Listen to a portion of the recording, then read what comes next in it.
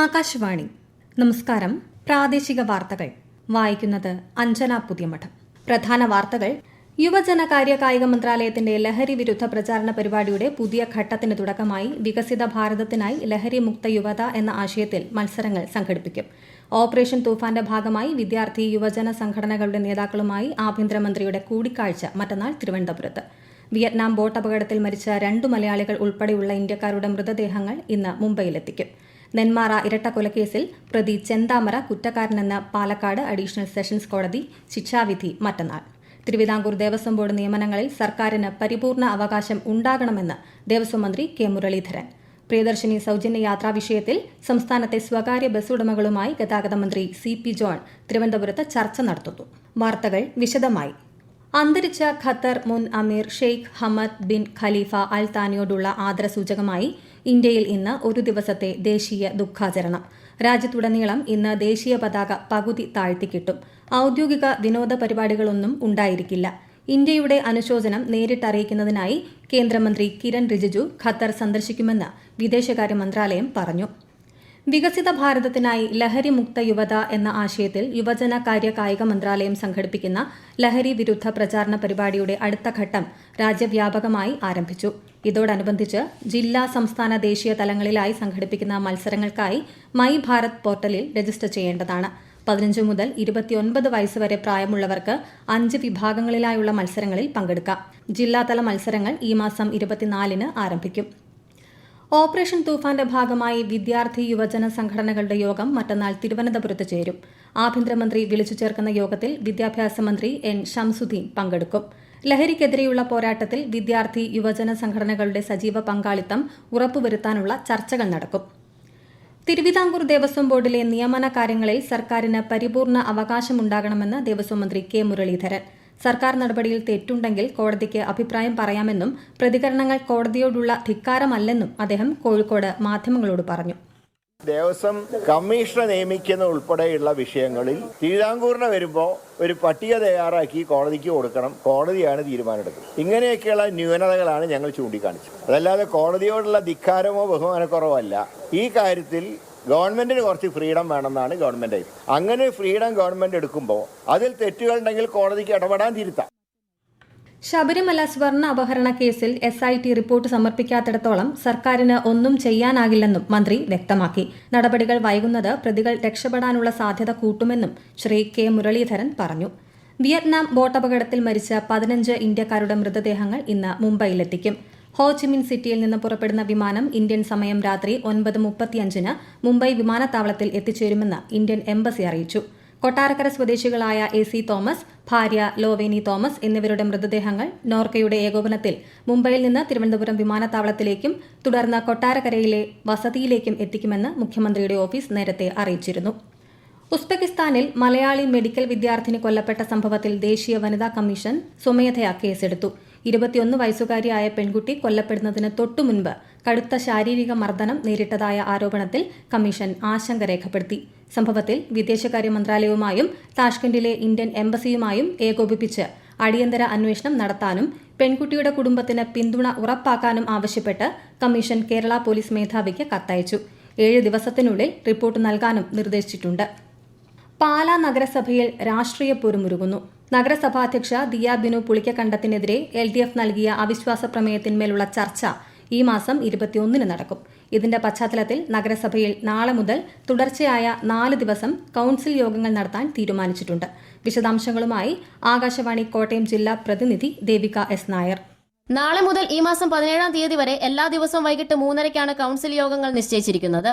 അവിശ്വാസ പ്രമേയം അവതരിപ്പിക്കുന്നതിന് മുൻപ് LDF ഉന്നയിച്ച ചോദ്യങ്ങൾക്ക് കൌൺസിലിലൂടെ കൃത്യമായ മറുപടി നൽകുക എന്നതാണ് ഭരണപക്ഷത്തിന്റെ ലക്ഷ്യം. നാളെ നടക്കുന്ന ആദ്യ യോഗത്തിൽ നഗരസഭാ അധ്യക്ഷയുടെ ചേംബറിൽ നിന്ന് ഫയൽ നഷ്ടപ്പെട്ട സംഭവം, മഴക്കാലപൂർവ്വ ശുചീകരണം, കുമാരനാശാൻ സ്മാരക ചിൽഡ്രൻസ് പാർക്കിൽ പ്രതിമ നിർമ്മിക്കുന്നതുൾപ്പെടെയുള്ള പ്രധാന വിഷയങ്ങൾ ചർച്ചയാകും. പാലക്കാട് നെന്മാറ ഇരട്ടക്കൊലക്കേസിൽ പ്രതി പോത്തുണ്ടി തിരുത്തമ്പാടം ചെന്താമര കുറ്റക്കാരനെന്ന് പാലക്കാട് അഡീഷണൽ സെഷൻസ് കോടതി. ജില്ലാ അഡീഷണൽ ജഡ്ജി കെന്നത്ത് ജോർജാണ് വിധി പ്രസ്താവിച്ചത്. ശിക്ഷാവിധി മറ്റന്നാൾ പ്രഖ്യാപിക്കും. 2025 ജനുവരി 27-ന് തിരുത്തമ്പാടത്തെ സുധാകരൻ, അമ്മ ലക്ഷ്മി എന്നിവരെ കൊലപ്പെടുത്തിയതാണ് കേസ്. സംസ്ഥാനത്തെ സ്വകാര്യ ബസ് ഉടമകളുമായി ഗതാഗത മന്ത്രി CP ജോൺ തിരുവനന്തപുരത്ത് ചർച്ച നടത്തുന്നു.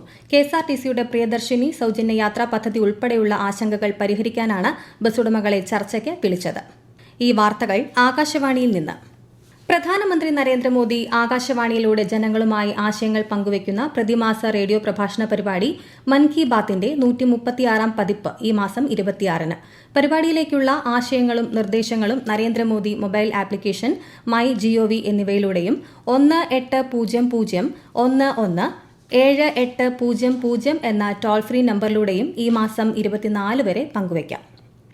ഗഗൻയാൻ ദൌത്യത്തിലെ ക്രൂ മൊഡ്യൂൾ സംവിധാനങ്ങളുമായി ബന്ധപ്പെട്ട 3 പരീക്ഷണങ്ങൾ വിജയകരമായി പൂർത്തിയാക്കി ISRO.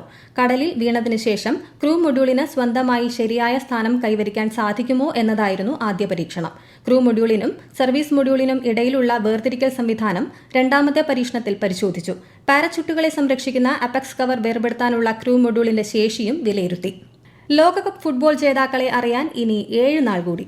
2 സെമി ഫൈനലും 3ാം സ്ഥാനത്തേക്കുള്ള മത്സരവും കഴിഞ്ഞാൽ ഈ മാസം 20-ന് ഫൈനൽ പോരാട്ടമായി. ആകാശവാണി പ്രതിനിധി സുരേഷ് ബാബു തയ്യാറാക്കിയ റിപ്പോർട്ട്. ആകെയുള്ള 104 മത്സരങ്ങളിൽ 100ഉം പൂർത്തിയായി കഴിഞ്ഞു. കപ്പിൽ തൊടാൻ അർജന്റീന, ഫ്രാൻസ്, സ്പെയിൻ, ഇംഗ്ലണ്ട് കടുപ്പമേറിയ പോരാട്ട വീഥികളിൽ കാലിടറാതെ മുന്നേറിയ 4 ടീമുകൾ. ഫിഫ ലോക റാങ്കിങ്ങിൽ മുന്നണിയിലുള്ള 4 കൊമ്പന്മാർ തന്നെയാണ് കിരീട പോരാട്ടത്തിൽ അവശേഷിക്കുന്നത്. പ്രതീക്ഷകളും മോഹങ്ങളുമായി എത്തിയ 44 ടീമുകളിൽ ചിലരെങ്കിലും എക്കാലവും ഓർക്കാനുള്ള അടയാളങ്ങൾ ബാക്കിയാക്കിയാണ് മടങ്ങുന്നത്. കണ്ണീർ പൊഴിച്ച് യാത്ര പറഞ്ഞ പ്രിയ താരങ്ങളുടെ വേദന കാൽപന്ത് ആരാധകരുടെ ഹൃദയത്തിൽ നിറഞ്ഞു തന്നെ നിൽക്കും. രാജ്യത്തെ ഓഹരി വിപണികളിൽ നഷ്ടം. സെൻസെക്സ് 166 പോയിന്റ് താഴ്ന്ന് 77,404-ലും നിഫ്റ്റി 61 പോയിന്റ് കുറഞ്ഞ് 24,146-ലും വ്യാപാരം തുടരുന്നു. സ്വർണ്ണവില കുറഞ്ഞു. പവന് 1,040 രൂപ കുറഞ്ഞ് 1,04,800 രൂപയും ഗ്രാമിന് 13,100 രൂപയുമാണ് ഇന്നത്തെ വില. +1 പ്രവേശനത്തിനായുള്ള സപ്ലിമെന്ററി അലോട്ട്മെന്റിന് ഇന്നു മുതൽ ഓൺലൈനായി അപേക്ഷിക്കാം. ഏകജാലക സംവിധാനത്തിലൂടെ ഇതുവരെ അപേക്ഷിക്കാൻ സാധിക്കാതിരുന്നവർക്കും അപേക്ഷിച്ചിട്ടും അലോട്ട്മെന്റ് ലഭിക്കാതിരുന്നവർക്കുമാണ് അവസരം. തിരുവനന്തപുരം മ്യൂസിയം വളപ്പിലെ 150 വർഷം പഴക്കമുള്ള റബ്ബർ മുത്തശ്ശിക്ക് ചികിത്സ നടത്തുന്നു. ചിതൽ രോഗം ബാധിച്ചതോടെയാണ് ഫംഗസ് രോഗ ചികിത്സ, നിയന്ത്രിത പ്രൂണിംഗ് എന്നിവ ഉൾപ്പെടെ നടത്താൻ തീരുമാനിച്ചത്. കഴിഞ്ഞ മാസം 13-ന് മഴയിലും കാറ്റിലും ശിഖരം ഒടിഞ്ഞു വീണതിനെ തുടർന്ന് നടത്തിയ പരിശോധനയിലാണ് രോഗബാധ കണ്ടെത്തിയത്. ആകാശവാണി തിരുവനന്തപുരം ജില്ലാ പ്രതിനിധി രജു കോലിയക്കോട് തയ്യാറാക്കിയ റിപ്പോർട്ട്. പാലോട് ബൊട്ടാണിക്കൽ ഗാർഡനിലെ വിദഗ്ധരുടെ നിർദ്ദേശപ്രകാരം വൃക്ഷത്തിന്റെ നിലവിലുള്ള ആരോഗ്യസ്ഥിതി, ശാസ്ത്രീയമായ സംരക്ഷണ മാർഗങ്ങൾ എന്നിവ വിലയിരുത്തിയാണ് ചികിത്സ ഒരുക്കുന്നത്. റബ്ബർ മുത്തശ്ശിയെ ഹെറിറ്റേജ് ട്രീയായി കണക്കാക്കി കഴിയുന്നത്ര കാലം സുരക്ഷിതമായി നിലനിർത്താനുള്ള ശാസ്ത്രീയ സംരക്ഷണ മാർഗങ്ങൾ സ്വീകരിക്കുമെന്ന് മ്യൂസിയം അധികൃതർ അറിയിച്ചു. മ്യൂസിയത്തിൽ നിൽക്കുന്ന ഈ മരത്തെ ഒറ്റനോട്ടത്തിൽ റബ്ബറാണെന്ന് പറയില്ല. ധാരാളം ശിഖരങ്ങളുള്ള വൻമരം പോലെയാണ് കാണപ്പെടുന്നത്. തിരുവിതാംകൂർ മഹാരാജാവായ വിശാഖം തിരുനാൾ രാമവർമ്മയുടെ കാലത്താണ് സിലോണിൽ നിന്ന് ഈ വൃക്ഷത്തെ കേരളത്തിലെത്തിച്ചത്. ജോർദാൻ, ബഹ്റൈൻ, കുവൈറ്റ് എന്നിവിടങ്ങളിലെ US സൈനിക താവളങ്ങളിൽ നടന്ന മിസൈൽ ആക്രമണങ്ങളുടെ ഉത്തരവാദിത്തം ഏറ്റെടുത്ത് ഇറാന്റെ ഇസ്ലാമിക് റവല്യൂഷണറി ഗാർഡ് കോർപ്സ്. ഇറാനിലെ US ആക്രമണത്തിനുള്ള മറുപടിയായി I4ANI ഓപ്പറേഷൻ നടത്തിയതായാണ് പ്രതികരണം. നീതി ആയോഗിന്റെ പുരസ്കാരം നേടിയ കാസർഗോഡ് പരപ്പ ആസ്പിറേഷണൽ ബ്ലോക്ക് പ്രോഗ്രാമിന്റെ ഭാഗമായി 20 ആരോഗ്യ കേന്ദ്രങ്ങൾ കൂടി NQAS പരിശോധനയ്ക്ക് സജ്ജമായി. 44 ആരോഗ്യ കേന്ദ്രങ്ങളെ NQAS നിലവാരത്തിലേക്ക് ഉയർത്തുന്നതിനുള്ള പ്രവർത്തനങ്ങൾ നടന്നുവരികയാണ്. തൃശൂർ കുന്നംകുളത്ത് ജീവൻ ഒടുക്കാൻ ശ്രമിച്ച 4-അംഗ കുടുംബത്തിലെ 2 പേർ മരിച്ചു. പിതാവ് സിബിയും മകൾ അലീനയുമാണ് മരിച്ചത്. ഭാര്യ ബീന, മകൻ ആദിത്യൻ എന്നിവർ ഗുരുതരാവസ്ഥയിൽ ചികിത്സയിലാണ്. ജോലി നഷ്ടപ്പെട്ടതിനെ തുടർന്നാണ് സിബി വിദേശത്ത് നിന്ന് നാട്ടിലേക്ക് എത്തിയത്. പ്രധാന വാർത്തകൾ വീണ്ടും. യുവജനകാര്യ കായിക മന്ത്രാലയത്തിന്റെ ലഹരി വിരുദ്ധ പ്രചാരണ പരിപാടിയുടെ പുതിയ ഘട്ടത്തിന് തുടക്കമായി വികസിത ഭാരതത്തിനായി ലഹരി മുക്ത യുവത എന്ന ആശയത്തിൽ മത്സരങ്ങൾ സംഘടിപ്പിക്കും. ഓപ്പറേഷൻ തൂഫാന്റെ ഭാഗമായി വിദ്യാർത്ഥി യുവജന സംഘടനകളുടെ നേതാക്കളുമായി ആഭ്യന്തരമന്ത്രിയുടെ കൂടിക്കാഴ്ച മറ്റന്നാൾ തിരുവനന്തപുരത്ത്. വിയറ്റ്നാം ബോട്ട് അപകടത്തിൽ മരിച്ച 2 മലയാളികൾ ഉൾപ്പെടെയുള്ള ഇന്ത്യക്കാരുടെ മൃതദേഹങ്ങൾ ഇന്ന് മുംബൈയിലെത്തിക്കും. നെന്മാറ ഇരട്ടക്കൊലക്കേസിൽ പ്രതി ചെന്താമര കുറ്റക്കാരനെന്ന് പാലക്കാട് അഡീഷണൽ സെഷൻസ് കോടതി. ശിക്ഷാവിധി മറ്റന്നാൾ. തിരുവിതാംകൂർ ദേവസ്വം ബോർഡ് നിയമനങ്ങളിൽ സർക്കാരിന് പരിപൂർണ അവകാശം ഉണ്ടാകണമെന്ന് ദേവസ്വം മന്ത്രി കെ മുരളീധരൻ. പ്രിയദർശിനി സൌജന്യ യാത്രാ വിഷയത്തിൽ സംസ്ഥാനത്തെ സ്വകാര്യ ബസ് ഉടമകളുമായി ഗതാഗത മന്ത്രി CP ജോൺ തിരുവനന്തപുരത്ത് ചർച്ച നടത്തുന്നു. പ്രാദേശിക വാർത്തകൾ കഴിഞ്ഞു. അടുത്ത വാർത്താ പ്രക്ഷേപണം 12:50.